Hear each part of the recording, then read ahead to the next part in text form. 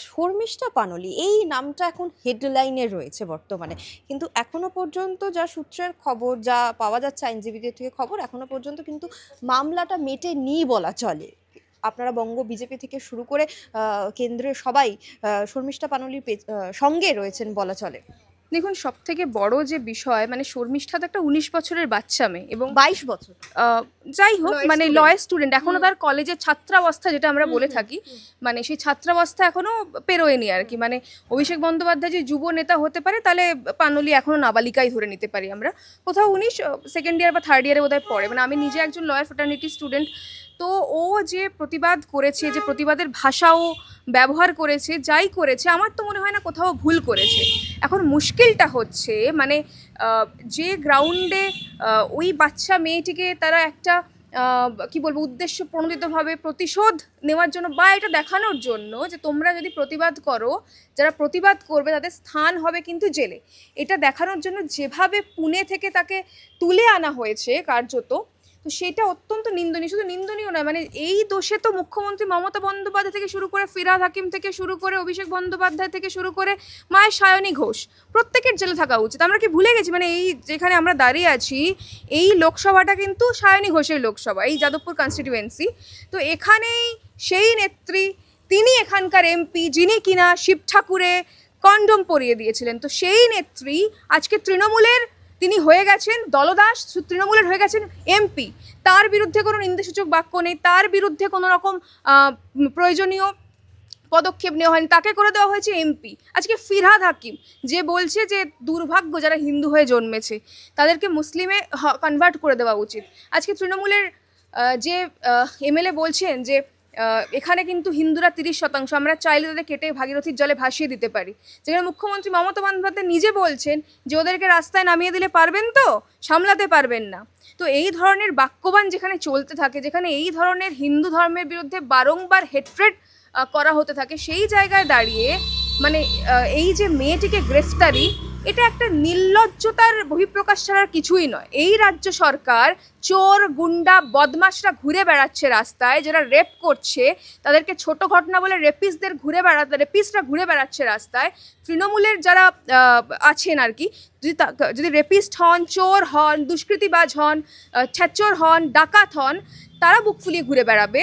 আর একটা মহিলা, একটা মেয়ে যদি সে প্রতিবাদ করে, তাহলে তাকে জেলে যেতে হবে। মানে বাক স্বাধীনতা কোথায়, সব থেকে বড় প্রশ্ন।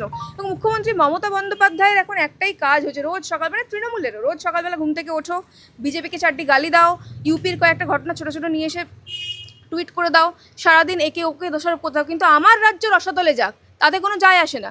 মুর্শিদাবাদ থেকে শুরু করে, মানে ওই মেয়েটি যে বলেছে, ও তো ভুল কিছু করেনি, মানে ভুল কিছু বলেনি। আমার আপনার প্রত্যেকের মনের কথা এক।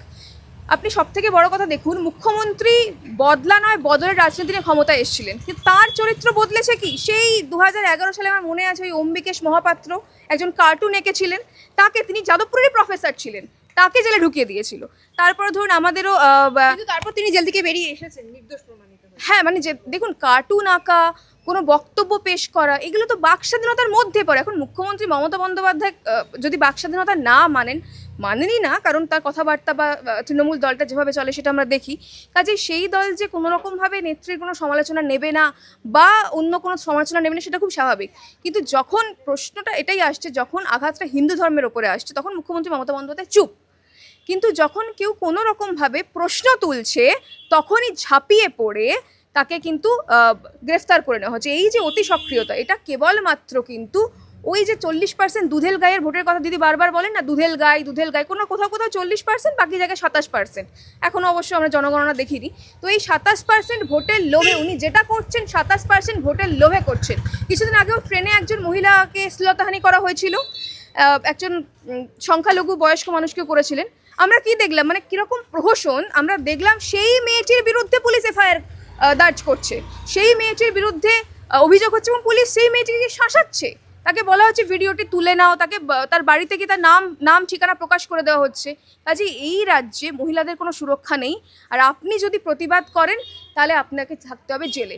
মানে যাদের আজকে জেলের ভাত খাওয়ার কথা তারা বুক ফুলিয়ে ঘুরে বেড়াবে এই রাজ্যে, কিন্তু আপনি যদি প্রতিবাদ করেন তাহলে আপনি থাকবেন জেলের গরাদের পিছনে। এটাই এই রাজ্যের দোষ। এই জায়গাটাতেই আমি আসতে চাইছিলাম, কারণ কদিন ধরে যিনি হাজিরা এড়াচ্ছেন আজকে তাকে নিয়ে একটা বিস্ফোরক মন্তব্য সামনে এলো। নুরুল ইসলাম বলছেন যে আমাকে নিয়ে অনেক বাজে কাজ করানোর চেষ্টা করা হয়েছিল, ধর্মের কল বাতাসে নড়ে, অর্থাৎ অনুব্রত মণ্ডলের কথা বলা হচ্ছে। তিনি পার্টি অফিসে যাচ্ছেন কিন্তু হাজিরা দিচ্ছেন না। দেখুন, অনুব্রত মণ্ডল যে নাকি বাংলার বাঘ ছিলেন, চড়াম চড়াম ঢাক বাজাতেন, তো তার ঢাকটা মোটামুটি তিহারে অর্ধেক ফেসে চলে এসছে, বাকি অর্ধেক যেটুকু বাকি আছে সেটুকুকে কি ভয়ঙ্কর প্রয়াসে তিনি টিকিয়ে রাখার চেষ্টা করছেন সেটা কিছুদিন আগে তার ভাইরাল হওয়া অডিওতে আমরা শুনেছি। মানে অশ্রাব্য বললেও কম বলা হয়, মানে তার গালাগালির শব্দ ভাণ্ডারে আমি রীতিমতন চমকিত। কাজেই তৃণমূলের দলটার যেটা সমস্যা হচ্ছে, ধরুন এই দলটা তো পুরোটাই চুরি করে খায়। এখন মুশকিল হচ্ছে আজকে ধরুন আপনি চুরি করছেন বা কেউ একজন চুরি করছে, অনুব্রত মণ্ডল সে চোরের রাজা, বীরভূমে বসে সে মাটি চুরি করছে, সে বালি চুরি করছে, সে গরু চুরি করছে। আজকে সে যখন নেই তখন তার জায়গায় অন্য কেউ নিয়ে নেবে। মানে তৃণমূলের দলটা একটা খারাপ লোককে আর একটা খারাপ লোক দিয়ে রিপ্লেস করে। ওদের যে কী সব এই আইন শৃঙ্খলা রক্ষা কমিটি আছে না, এসব হাস্যকর ব্যাপার স্যাপার আছে ওদের। তো বিষয়টা হচ্ছে এরা একে অপরকে যে দোষারোপ দিচ্ছে এইটা শুধুমাত্র আসছে কাটমানির কম বেশি খাওয়ার জায়গা থেকে, বিশ্বাস করুন অন্য কিছু ব্যাপার না। এই রকম নুকঝুক আমরা পিসি ভাইপোর মধ্যেও দেখেছি, যখনই কাটমানির একটু এদিক ওদিক হয়ে যায় তখন পিসি ভাইপোর মধ্যেও এরকম ঝামেলা টুকটাক চলতে থাকে। আমরা হঠাৎ করে দেখতে পাই নতুন তৃণমূল, হ্যাঁ সৈনিক, তৃণমূলের নতুন সৈনিক অভিষেক বন্দ্যোপাধ্যায়, সেখানে পিসির কোনো প্ল্যাকার্ড থাকে না, পিসির কোনো ছবি থাকে না। কাজেই তৃণমূলের এই যে করে খাওয়ার রাজনীতি, যখনই এখানে টান পড়ে, পেটে টান পড়ে, তখন নিজেদের মধ্যে ঝামেলা শুরু করে দেয়। আবার দেখবেন দিদিমণি ফোন করে টুক করে একটু বকে দেবে দুজনকে, তখন দেখবেন দুজনেই পাশাপাশি বসে হাসি মুখে গলা জড়াজড়ি করে বসে আছে, কারণ সামনে ভোট আসছে, টাকা খেতে হবে। টাকা না খেলে তো ছাপ্পা ভোট দেওয়ানো যাবে না, টাকা না খেলে এই যে অনুপ্রবেশকারীগুলো আসছে এদের হাতে পয়সা দিয়ে জোর করে ভোট লুট করানো যাবে না, গুন্ডা পোষা যাবে না, সেই জন্য এই ধরনের নাটক চলছে আর কি। আপনিও তো লয়ের স্টুডেন্ট, আইনজীবী প্র্যাকটিস করছেন। অনুব্রত মণ্ডলের আইনজীবী বিপত্তন ভট্টাচার্য বলছে আমার ক্লায়েন্ট অসুস্থ। এরকম অসুস্থতা দোহাই দিয়ে কতদিন হাজিরা এড়ানো যায় আপনাদের আইনে? না দেখুন, মানে আইন যেমনি আছে আইনের ফাঁকও আছে, আমরা এই কথাটা বলে থাকি। মানে কেউ যদি অপপ্রয়োগ করার চেষ্টা করে, এখন মুশকিল হচ্ছে গতবারেও যখন আমরা দেখেছিলাম তাকে ধরে রাখার কি ভয়ঙ্কর মানে প্রয়াস, বারবার করে আপনার ওই এসএসকেএম বাড়ি রাখলেই নাকি তার বুক ধরপড় শুরু হয়েছে, তারপর সেখানে গিয়ে চরম ঢাক বাজাতো। তো যাই হোক, কিছুদিন তিনি তিহারের ভাত খেয়ে এসছেন, অভিজ্ঞতা খুব একটা ভালো নয়, কারণ ওজন টোজন কমে গেছে যেটা আমরা দেখতে পাচ্ছি। তো সেই ভয়েই তিনি হাজিরা এড়ানোর চেষ্টা করছেন, কিন্তু কতদিন আর পারবেন? মানে সমন যদি জারি হয় তো সেই টাইমের মধ্যে যদি না আসে তো সেক্ষেত্রে তুলেই নিয়ে যাবে। মানে যেটা ওই আর কি আগের বারে কী সব ওই মানে অন্ডকোষে কী সব হয়ে গিয়েছিল, মানে মাথার চুল থেকে পায়ের নখ পর্যন্ত সব নানা রকম রোগ বেরিয়ে পড়েছিল আর কি। সেই রোগের নামগুলো মানে তখন খুব বাজারে জোকস ট্রোলিং এই ধরনের জিনিসপত্র হচ্ছিল, আমার মনেও পড়ছে না, খুব হাস্যকর কিছু নাম ছিল আর কি। যাই হোক, তো বেশি দিন এরকমভাবে চলবে না, হাজিরা এড়িয়ে কতদিনই বা পারবেন?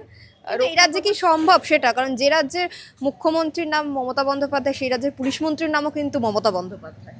হ্যাঁ দেখুন, মানে বিষয়টা যেটা হচ্ছে, মুখ্যমন্ত্রী পুলিশ মন্ত্রী যেই হোক কোথাও গিয়ে তাকেও ঢোক গিলতে হয়, রাজ্য সরকারকেও চড় খেতে হয়। দেখবেন গত কিছুদিনে মুখ্যমন্ত্রী মমতা বন্দ্যোপাধ্যায় ভাষা একটু নরম হয়েছে, সুর একটু মানে কমেছে আর কি। আগে তিনি বলতেন দেখে নেবো হাইকোর্টে না হলে সুপ্রিম কোর্ট, এখন তিনি বলছেন এটা হাইকোর্টের ব্যাপার। এই এসএসসি এসএলএসটি বিষয়টা নিয়ে এটা হাইকোর্টের ব্যাপার, কোর্টের বিরুদ্ধে আমি কিছু বলবো না, কারণ উনি খুব ভালো করে বুঝে গেছেন যে প্রশাসন চালানোর দক্ষতা ওনার নেই।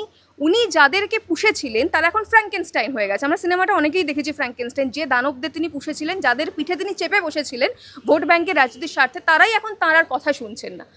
কাজেই যদি এই যে বারবার কোর্টে যাওয়া খেলা, এইটাও যে খুব শেষ হবে তাড়াতাড়ি তিনি বুঝতে পারছেন, এবং মানে পার পাবেন না। মানে ধরুন আইনের ঊর্ধ্বে তো কেউ নন, উনিও সেটা জানেন। মানে লালু প্রসাদকেও জেলের ভাত খেতে হয়েছে, কেজরিওয়াল ঝাঁটাওয়ালাকেও জেলের ভাত খেতে হয়েছে।